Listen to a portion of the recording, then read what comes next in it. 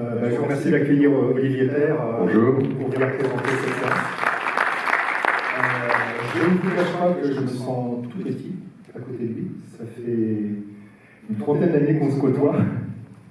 Non, mais ça fait partie des gens que j'ai suivis à travers toutes ces activités et qui maintenant le portent depuis plusieurs années derrière le cinéma et la maison Arte. Je fais juste une parenthèse parce qu'on en parlait tout à l'heure. Il y a beaucoup d'activités, beaucoup de productions avec Arte. On avait invité Louise Hénon au mois d'octobre pour faire la première de l'Englouti. C'était un très beau film, très morriconien par plein d'aspects. Et dans les références, en dehors de la musique et son compositeur qui était là, Alice Sorlin, elle parlait beaucoup de films comme Le Conscience ou La Chevauchée de Bani. Et Louise viendra présenter La Chevauchée de Bani à la Cinémathèque française le samedi 31 janvier, qui est un film d'André de Toth, qui est un des très beaux et grands films et grands westerns sous la neige. Je vous invite vraiment à le découvrir en salle parce que c'est un film magnifique. Et en fait, voilà, ce qu'on fait ici, ce que je vous dis depuis des années, c'est de partager notre amour du cinéma et de découvrir des films en salle. Cette séance, je sais, à chaque fois, elle n'est possible que grâce à des distributeurs, à des catalogues, des maisons d'édition, à des chaînes cinéma qui travaillent derrière ce patrimoine, des éditeurs vidéo, des distributeurs en salle. Cette séance aussi, elle est possible parce qu'il y a une récente édition du film dans la collection Studio Canal avec Maïdé, La Faille, de Peter Fleischmann. Et cette séance, on l'a fait aussi grâce à la société Tamassa. Tamassa, c'est un partenaire habitué de cette séance. Dans la salle, nous avons aussi Vincent Paul-Moncourt de Carole Tafim. Et ça, c'est pour vous lancer une bouteille pour ceux qui ne resteront pas après. On discutera un petit peu après le film. La prochaine séance, donc à votre agenda, c'est dans 3 semaines, le dimanche 8 février. Ce sera la Tarentule au Montrenoir, à nouveau un giallo. On avait passé Le Venin de la peur au tout début, la première année du ciné-club. C'est un film que je n'ai jamais vu, comme le film de Peter Fleischmann. Et ce ciné-club, c'est ça, c'est des fois des très grands classiques, des fois des films plus rares, des films un peu légendaires, et puis on n'a pas tout vu.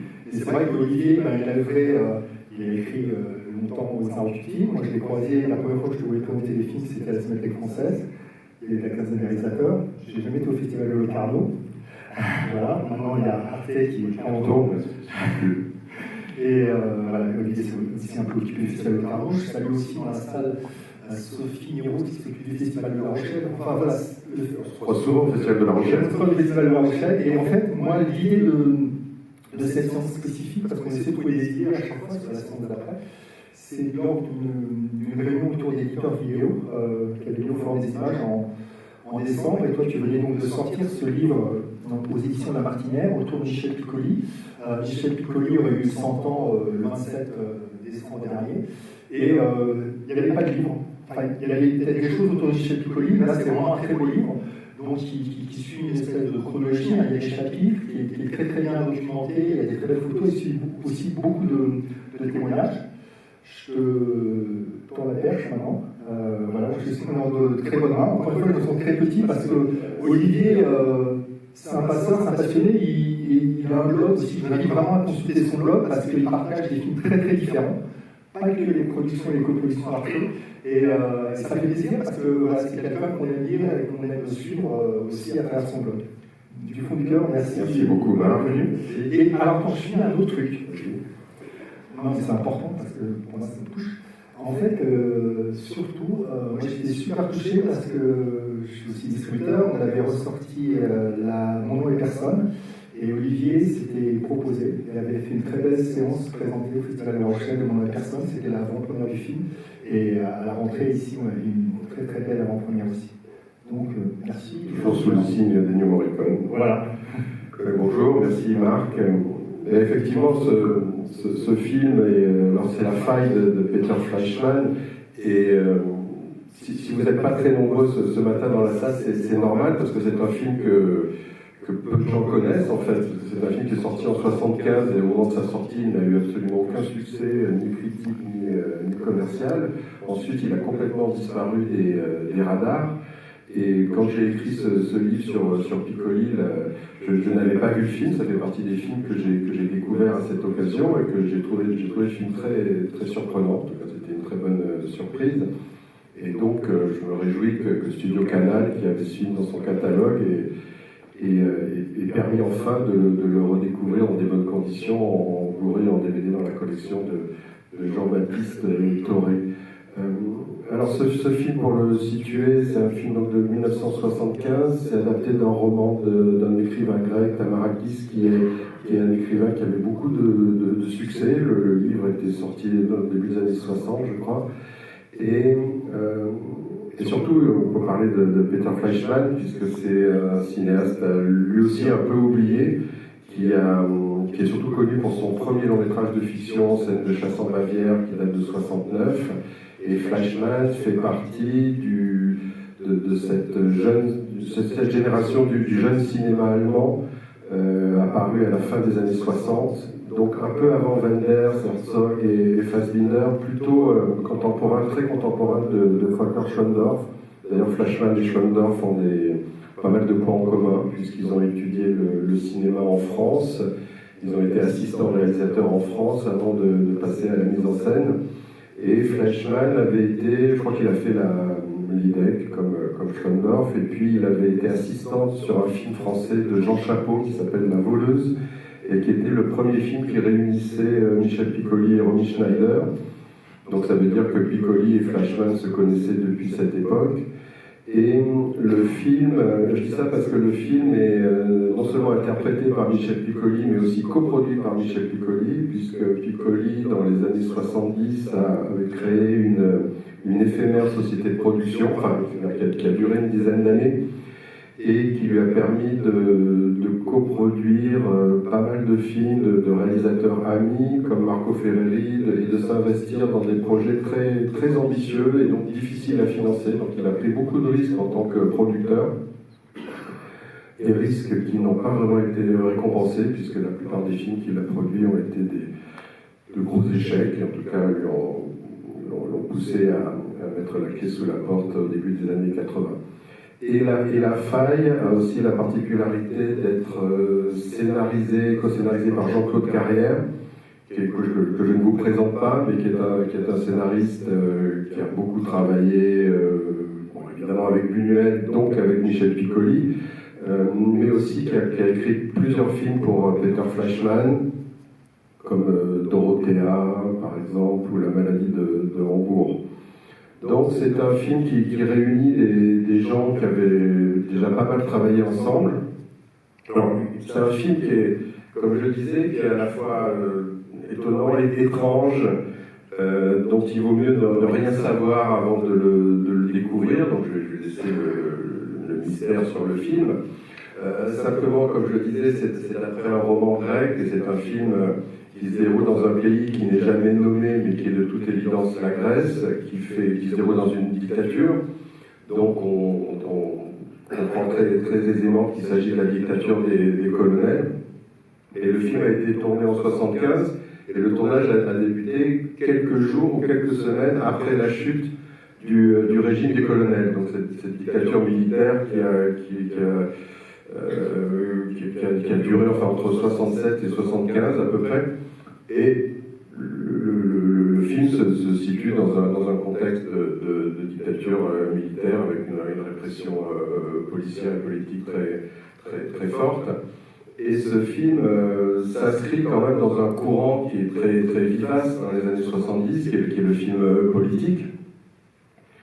Donc, du fait que ça se déroule en Grèce, qu'il est question de dictature, on pense évidemment à Z de Costa Gavras. On pense aussi beaucoup aux films de politique italien de Elio Petri ou Francesco Rosi. Parce que le film a cette particularité qu'avaient beaucoup de films politiques de l'époque. C'est à la fois un film de dénonciation, et c'est aussi un film qui emprunte beaucoup au cinéma de genre, au thriller, voire au cinéma fantastique, par l'atmosphère, l'ambiance du film, parce que c'est un film avec une ambiance très, très kafkaïenne. Et par cet aspect-là, ça fait beaucoup penser à certains films de Petri, comme Enquête au-dessus d'un citoyen tout soupçon, ou un film qui n'est pas encore tourné, ou qui va être fait après à l'époque, qui est Todo Modo de Petri, dans lequel joue aussi Piccoli. Parce que Piccoli, bon, qui était un acteur engagé, un artiste engagé, a tourné dans pas mal de films de cette tendance politique, puisqu'il a tourné en France dans certains films d'Yves Boisset, qui étaient des films ouvertement politiques, comme L'Attentat, mis en musique par Morricone aussi, d'autres films moins connus de Jean-Louis Bertuccelli ou même certains films de Francis Giraud. Et il a aussi eu une petite carrière italienne, Piccoli, qui a rencontré épisodiquement, pas totalement, mais le cinéma politique italien, puisqu'il a fait au moins un grand film politique qui est Todo Modo, justement, avec Gian Maria Volonté, et un film qui n'est pas un film directement politique, mais qui s'inscrit quand même dans une certaine tendance d'un cinéma engagé italien, puisque c'est le film de Marco Bellocchio, le saut dans le vide. J'allais te couper, mais ça, c'est des films qu'on aimerait bien voir sur Arte. Oui, merci pour demander, on verra. on a pu en passer certains par le passé. L'Imprécateur, par exemple, je pense que c'est un film. Alors, L'Imprécateur, ça fait aussi partie de ces films devenus assez rares et que j'ai découvert, j'ai pu voir pour écrire le livre, mais à ma connaissance, il n'y a pas de matériel diffusable. Peut-être qu'il y en aura comme c'est le cas pour La Faille aujourd'hui. Et donc Fleischmann a eu cette carrière un peu chaotique, puisqu'après le grand succès inaugural de Scène de chasse en Bavière qui avait été montré la semaine de la critique à Cannes, contrairement à ses camarades allemands d'à peu près la même génération que j'ai déjà cités, la suite de sa carrière n'a pas rencontré beaucoup de succès. Il a fait des films un peu partout en Europe, en Allemagne, en France ou ailleurs, et ça a été une carrière très, très erratique, puisque aucun de ces films n'a réellement marché. C'est ce qui explique que ce film n'a pas eu beaucoup de chance. Alors c'est une coproduction, comme beaucoup de films européens de l'époque, c'est une coproduction entre plusieurs pays, avec des apports artistiques, techniques des différents pays. Donc là, c'est une copro entre la France, l'Italie et l'Allemagne. Donc pour la France, on a Michel Piccoli et Jean-Claude Carrière. L'Allemagne, on a Peter Fleischmann, le réalisateur, et puis Mario Adorf, qui est un des principaux acteurs du film. Et puis l'Italie, forcément Ennio Morricone. Alors Ennio Morricone, c'est une musique intéressante parce que quelqu'un m'a dit, Morricone aurait dit que c'était une de ses musiques préférées, alors que c'est pas du tout la plus connue. Dans la production pléthorique de Morricone, il y a quand même une partie cachée de l'iceberg qui est très importante et qui est encore méconnue, malgré de nombreuses éditions et rééditions de ces musiques.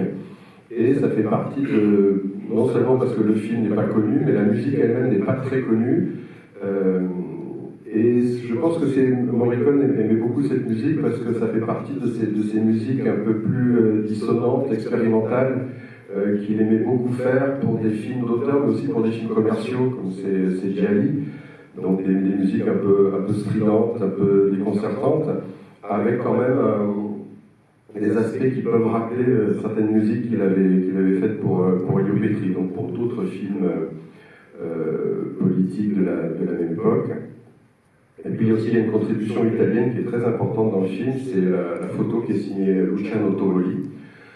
Luciano Tovoli est un des plus grands directeurs de la photo italien, qui a fait énormément de films, et des films très différents les uns des autres. Il est essentiellement connu, il est surtout connu pour le film qu'il a fait avec Dario Argento, Suspiria et Ténèbres, qui d'ailleurs sont très différents par leur approche esthétique, mais il a aussi travaillé avec Antonioni, et quand il fait La Faille, il vient de faire la photo de Profession Reporter, et c'est très intéressant de comparer les deux films, parce que Profession Reporter a été essentiellement tourné en Espagne, et un peu en Afrique, et donc La Faille en Grèce, mais on retrouve cette photo qui est vraiment écrasée de soleil, du soleil méditerranéen, et qui donne au film une dimension un peu abstraite, métaphysique, sans ombre, qui apporte cette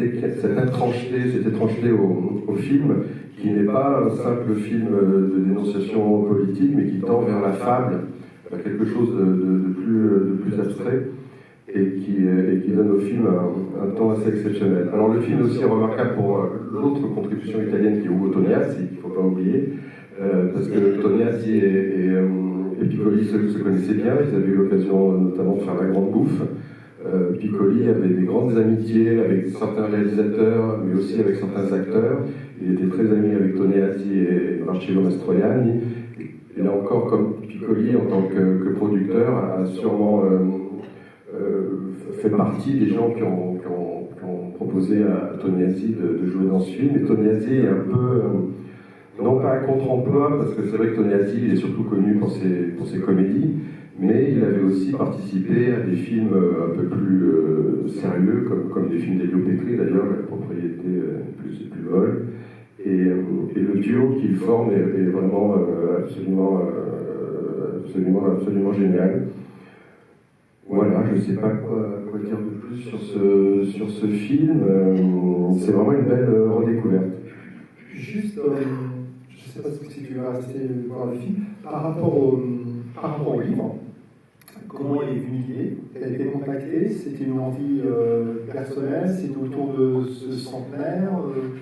Un peu les deux. C'est une idée qu'on avait depuis longtemps avec mon éditrice Isabelle Dartois des éditions de La Martinière, puisque il y a une dizaine d'années, j'avais écrit un livre sur Jacques Demy, et à cette occasion, on avait fait un petit événement à Nantes où s'étaient rendus Michel Piccoli, Anouk Aimé, Agnès Varda. Et c'est la première fois qu'on avait approché Michel Piccoli pour ce projet de livre. Et je pense que Michel Piccoli était totalement réfractaire à l'idée d'hommage, de célébration, de livre sur lui, en tout cas de son vivant. Et puis, des années ont passé, et c'est là où, sachant que ça allait être le centenaire de sa naissance, on a contacté Ludivine Piccoli, sa veuve, qui a accueilli très favorablement cette idée. Donc on s'est mis à travailler sur le livre à ce moment-là. Moi, de toute façon, Piccoli, c'est un acteur que j'admirais beaucoup, et que j'admirais pour son travail, et puis pour son œuvre, pour sa filmographie, puisqu'il a vraiment tourné avec quelques-uns des plus grands cinéastes de la seconde moitié du XXe siècle, et aussi il a travaillé très longtemps, y compris avec des très jeunes cinéastes dans les années 2000. Donc évidemment, c'était un projet qui m'a passionné. C'est vrai que c'est quelque chose qu'on n'imagine pas, parce qu'on pense, par rapport à d'autres contemporains, à des plus grosses stars que lui, comme Belmondo ou Delon, ou même Jean-Luc Trintignant, des gens qui ont aussi beaucoup tourné dans des coproductions européennes et qui ont croisé aussi le parcours de Morricone. Et je pense que de tous les comédiens français, c'est certainement celui qui a la filmographie la plus impressionnante par rapport à l'étendue, la durée de cette carrière, les gens qu'il a pu toucher, les différents cinémas. Un peu à la façon d'un Morricone, j'ai envie de dire. C'est vrai que, ne serait-ce que l'année 75, qui est l'année de production du film, il y a 2-3 films de Piccoli et Morricone. Voilà, c'est avec autour des films très particuliers et très durs aussi à voir, comme Léonore. Oui, justement, Léonore est un film intéressant parce que c'est aussi un film que Piccoli a produit. C'est effectivement à peu près à la même période. Et c'est aussi un film qui est une coproduction entre l'Italie, la France et l'Espagne, je crois, et dont la musique est signée Morricone, et ça fait partie de ces pépites à la fois de la carrière de Piccoli, parce qu'on les voit presque plus, ces films, et de celle de Morricone, parce que la musique est très belle aussi. Pour revenir sur Piccoli, je pense que Piccoli, c'est vraiment l'antistar du cinéma français par rapport aux acteurs que tu as cités, Belmondo et Delon. Après, c'est vrai qu'il a sûrement une des carrières les plus riches du cinéma français quand on regarde non seulement le nombre de films dans lesquels il a tourné, mais il en a fait presque 200, je crois, mais c'est plus facile de citer des cinéastes avec lesquels il n'a pas tourné que ceux avec lesquels il a tourné. Il a vraiment tourné presque avec tout le monde, et c'est un acteur qui se fichait complètement de son image, justement, de star, qui aimait beaucoup prendre des risques, était très anticonformiste, assez provocateur, et qui aimait, je pense, surtout tourner, jouer des personnages très complexes, très ambigus, voire monstrueux ou fous, tout en avec une fêlure. Il y a le Trio Infernal, voilà. Un film très dur à voir, parce qu'il n'y a pas de restauration de film. Le Trio Infernal est un film qui a volontairement un style très grand guignolesque, et Piccoli, qui est avant tout un grand comédien de théâtre, qui avait joué au Grand Guignol, qui avait joué des pièces très différentes les unes des autres. C'était quelqu'un qui aimait se transformer, se déguiser, qui pouvait être à la fois extrêmement sobre et presque minéral et monolithique, mais qui pouvait aller très loin dans l'excès, dans l'outrance, dans la grimace. Dans La Faille, il est dans ce type de personnage extrêmement froid, glacial, très mystérieux, qui peut paraître comme ça psychorigide, mais qui cache une fêlure. Donc c'est un film où les rapports de force s'inversent, et Piccoli est à la fois très fort dans la violence, la brutalité. Là, je viens de revoir Rafle sur la ville de Pierre Chenal, et il peut être aussi très fort dans une forme de folie rentrée qui explose soudainement, comme dans Max et les Ferrailles, par exemple. Donc c'est ça, c'est une approche du personnage de Piccoli, enfin d'un acteur dans ce film qui est caractéristique de plusieurs films où il joue des personnages extrêmement froids, inquiétants, mais qui cachent une forme de faiblesse et parfois de folie. Et aussi, je voulais signaler que le livre rend vraiment hommage à toute sa carrière, c'est-à-dire que pour Piccoli, pour beaucoup de gens, c'est quelqu'un qui a tout le temps joué au théâtre, tout au long de sa vie, pendant 50 ans, et qui a aussi participé à beaucoup de films pour la télévision. Et le livre rend vraiment hommage, et puis il y a de très belles photos de toutes ces périodes-là. Et c'est des choses auxquelles nous ne s'attend pas. C'est vrai, en préparant cette séance, j'étais vraiment stupéfait sur vraiment tous les films qui ont participé de sa carrière et les réalisateurs. C'était évident qu'il fallait parler aussi du théâtre, puisqu'il a débuté au théâtre. Il y a eu une pause dans les années 70 parce qu'il tournait tellement au cinéma. Je pense qu'il devait faire 10 films par an, donc il a arrêté le théâtre pendant une dizaine d'années, mais il est revenu en force dans les années 80. Et à la télévision, en fait, si on devait retenir deux rôles, c'est difficile, mais deux rôles de Piccoli, ça serait le Mépris Godard, mais surtout Don Juan de Marcel Duval, qui est un film fait pour la télévision. Donc la gloire, en fait, il a accédé à la gloire assez tardivement, au début des années 60, avec un film de télévision qui est le Don Juan de Duval, et qui est une œuvre remarquable à tout point de vue. Bon ben... En fait, je voulais te remercier à nouveau. Vous signalez que, parallèlement à cette séance, depuis 2 semaines, il y a un hommage aussi au MacMahon. Il y a encore des séances aujourd'hui et demain autour de Michel Piccoli. Qu'Olivier et Ludivine Piccoli seront à la boutique Potemkin jeudi prochain, autour du livre. Donc voilà, je vous invite, si vous ne voulez pas procurer, à vous rendre chez Potemkin, qui est aussi un partenaire souvent associé à ce rendez-vous. Merci Olivier. On reprendra la discussion ensemble si vous avez des questions, parce que moi j'ai revu le film, j'ai découvert avec vraiment il y a un mois, c'est un film, c'est un ovni, et qui ne va pas vous laisser indifférent, et vous allez avoir plein de questions, et on revient un petit peu sur quelques détails si vous en avez. Merci pour ta présence, et je remercie, donc, et je vous tiens à nouveau, je vous redis, le prochain rendez-vous sera donc dans 3 semaines, dimanche 8 février, autour de la tarentule au ventre noir. Peut-être qu'Olivier reviendra, maintenant il va avoir le virus, comme beaucoup d'entre vous. Je vous remercie vraiment beaucoup, les fidèles, d'être présents à ce premier rendez-vous de l'année. Merci beaucoup. Merci.